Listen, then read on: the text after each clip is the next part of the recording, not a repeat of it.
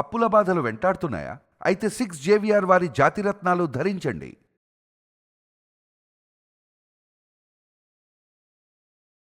Welcome back to మనం TV. నేను మీ పవన్ బెస్వాడ.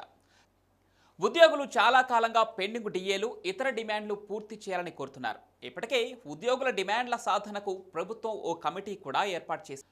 తెలంగాణ ప్రభుత్వం ఉద్యోగుల పెండింగ్ బకాయిల చెల్లింపులపై దాదాపుగా క్లారిటీ రానుంది. త్వరలో ఉద్యోగులకు అందాల్సిన డిమాండ్లపై అధికారికంగా ప్రకటన విడుదల చేయనుంది. ఇక ఉద్యోగుల రిటైర్మెంట్ రోజునే బెనిఫిట్స్లు కొంత మొత్తం చెల్లించనున్నట్లు తెలిపింది.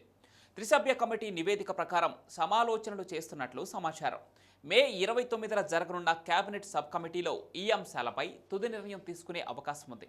రాష్ట్ర ఆవిర్భావ దినోత్సవం నాడు ప్రభుత్వం అధికారిక ప్రకటన చేయనున్నదని ఉద్యోగ సంఘాల వర్గాలు చెబుతున్నాయి. అంతేకాకుండా ఉద్యోగుల కోరిక మేరకు ఆరోగ్య పథకం ప్రకటించడానికి కూడా ప్రభుత్వం అంగీకరించినట్లుగా తెలుస్తోంది.